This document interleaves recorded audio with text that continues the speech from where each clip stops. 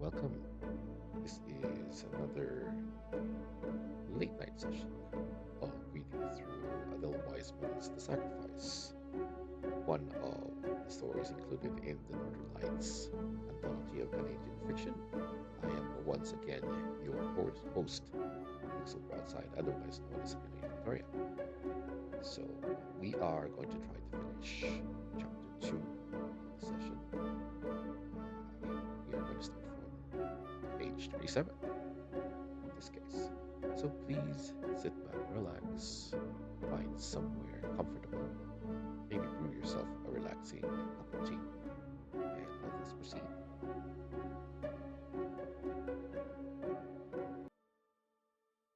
I was afraid of my master, afraid to look back to where his eyes threatened and his fists clenched against his hips. I was afraid of his voice that commanded me. Perhaps it is wrong of me to think so, but I have always felt that that was my real bar mitzvah. When I had my bar mitzvah in the synagogue, with half the town there facing me, and I choking the words in my throat, it was a great moment, and I felt that I was really becoming a man. But it was not until after I had been forced to take a life that I really changed and was no longer a child. Not only did I see in that moment the depths of baseness in a man, but when I turned, trembling, to face the beast, I approached another mystery. Who has to take a life stands alone on the edge of creation. Only God can understand him then. I looked about me for him to deliver me. My master shouted at me to begin the ritual prayer. I could hear him dimly, shouting the first few words. His finger jabbed into my back. I started to whisper the prayer that I had heard so often from the Soichet. I felt as though I had suddenly been taken out of myself, as though this moment did not really exist, as though it had existed forever, as though it had never begun and would never end. Or had this happened to me before? I looked at the knife in my hand. Something in me pushed it away, but it lay there quietly, more real than any knife I had ever seen. Stains of blood already there, irrevocably waiting. As my tongue stumbled over the words of the prayer, I blinked at the creature, trying to understand that it was going to die, and by my hand. I looked up, searching the sky that wafted down the pleasant air, and the sky crowded into my eyes piercingly, blindingly. Inside of me, I could hear someone crying, so strange, so isolated. A living creature is different from the dead meat that I was used to handling. The difference frightened me. In front of me, the cow was looking downward in a sort of modesty, with her eyelids covered her eye bulbs, which seemed so fine and large under their veil. "You? Are you asleep?" my master shouted. The noise startled the cow, and she looked up at me. Her eye was large and brown and moist and very deep. It made me dizzy to look. I closed my eyes and fell upon her. Will I ever forget that moment? It was as though I too were sinking with a knife. It was, as I have said, as though I were somewhere between living and dying. Not until I saw that the creature was dead did I realize that I was still alive. I have wondered since if that is what our forefathers felt when they made the sacrifices to renew their wonder and their fear and their belief before they were forbidden to make them any longer. It is a mystery too deep for man. Abraham broke off, and he and Chaim were still for a moment, while Chaim shook his head from side to side, and Abraham nodded his up and down. Well, what happened, Polsky leaned forward over the counter. Did they catch him out, or did the butchers get away with it? What difference did it make to the people? He answered himself, as long as they thought it was kosher. The villain, said Chaim. The villain. At first, my master laughed at me because I stood there crying, with the knife bleeding in my hand. And then he began to shout at me to stop blubbering. But the dealer took my part and scolded him for forcing me to do the slaughter. Still, before I left, he dug down into my shoulders again to let me know what would happen if I told anyone about this. Did you? Asked Polsky. When I went home, I flung myself down and wept, and at first would tell my mother nothing. And when she asked me, I shouted at her that my father had not meant for me to become a butcher. My poor mother wept with me, protesting that neither would have she wanted it so. Finally, I told her everything. We must go to the synagogue. We must denounce the butchers. But my mother would not hear of this. Who would protect us? What can a poor widow do? The butchers would kill us all, and no one would raise a finger. She made me swear I would say nothing.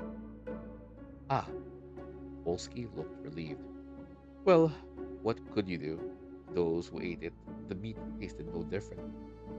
Chaim cast a reproachful glance at Polsky. Of course, you could do nothing. Abraham shook his head. I don't know. I know that my master was punished. A few years later, he had his skull split in an argument with another butcher. Perhaps God has punished me too for not denouncing the butchers. But what of your mother and your sisters? Said Chaim. That is what I felt, Abraham sighed. Yet it is hard to know the will of God. And would the people have believed me? I have since learned a great deal about men. But that's the story. I have often wondered since then if a Soichet has any such feelings as I had when I killed that beast. Or was it merely because I should not have done it that I felt as though there were strange doors on the verge of opening for me? There are thoughts that draw a man in spite of himself. How often have I wished that I had a proper education? You are a fortunate man to know why you must do what you do. For me, it was a terrible thing. But for you, your work is a vocation with a purpose. I don't suppose that you, with your knowledge, could ever have felt this way. To tell you the truth, I don't even remember the first time I had to slaughter. It has become such a habitual thing, explained Shame. I know that each day when I wake up, I will have to kill so many chickens, and, if not, what will I eat? I think that if you have to do it every day, it is better this way. You don't waste time over it, but cut cleanly, and it is over with. You were young, and it was something new and unexpected. I can imagine how you felt. Ah, those villains. God has repaid them. You can be sure of that. As for me, I was trained for it. It is my profession. Mind you, I have always preferred to do circumcisions. It is more delicate work. Yes, I was trained to do circumcisions too, but people need chickens more often than they have sons, so economics has driven me to concentrate on chickens. Although, between you and me, I can't understand personally what people see in chickens. Myself, I can't eat them. I can't stand the smell. You work around them all day and they squawk you a handful. Then to have to eat them at your meals too is just too much. I remember in the old country how my heart used to sink when a man would come in to me and say, Here now, Chim, I can't afford to pay you money now. So if you kill these 5 chickens for me, you can keep 6. Well, can you refuse? So I'd kill the 5 chickens, and all afternoon I'd wonder whether I could sneak away and sell the sixth one to a peasant at the market.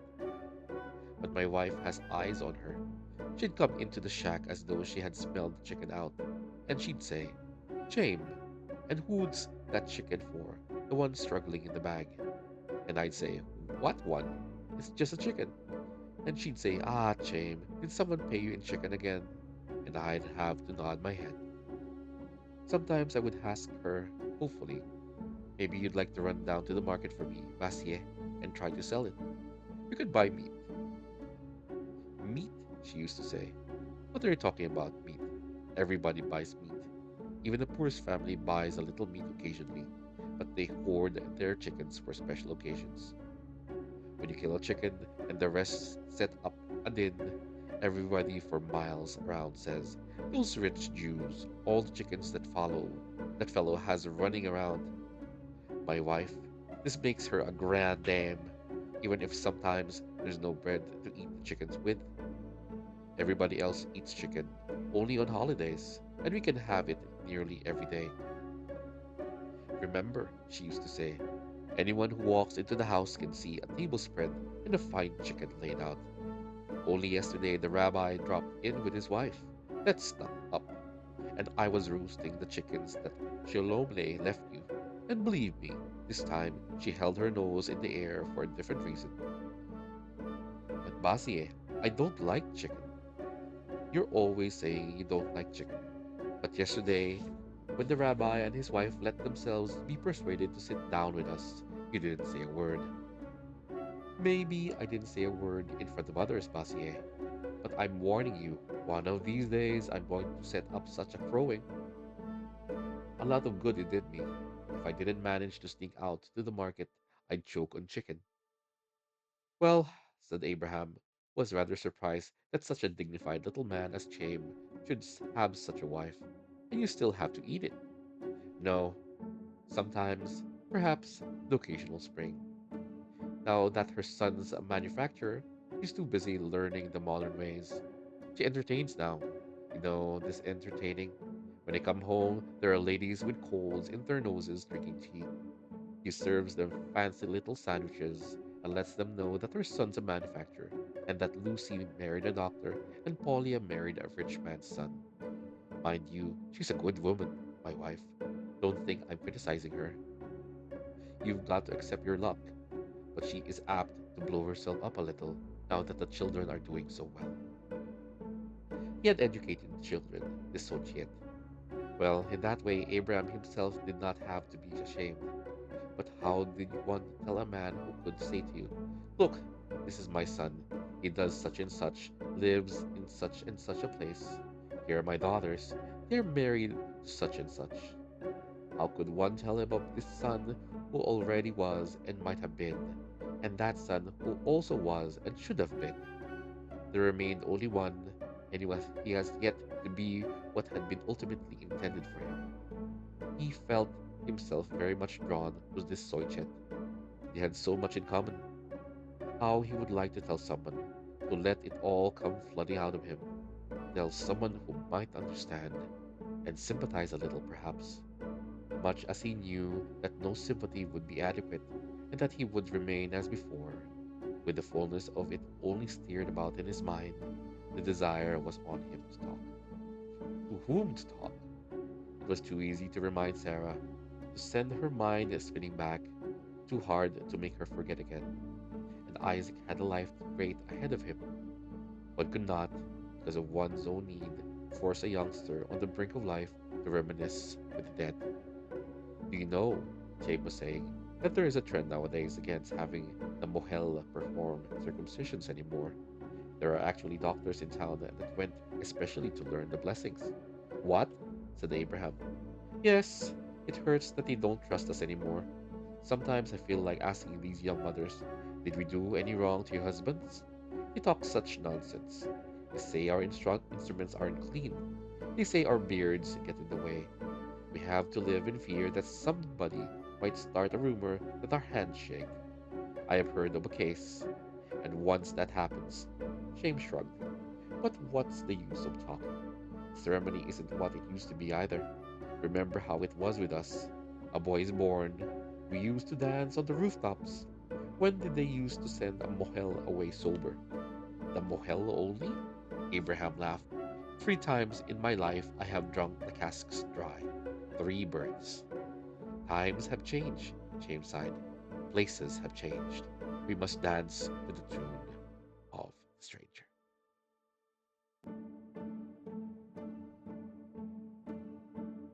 That is it for chapter 2 of The Sacrifice. I have read pretty much from a little bit at the start of page 37 and a little bit at the start of page 41.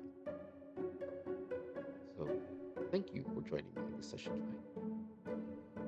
If you liked my reading of the story, please leave a like and subscribe. And hopefully, I can do another upload so we can proceed with chapter 3. Again, this is Pixel Broadside, otherwise known as Pinoy Pixoria. Thank you for joining me tonight, and I hope that you can join me again when we continue. You take care of yourselves. Bye bye. Have a pleasant evening.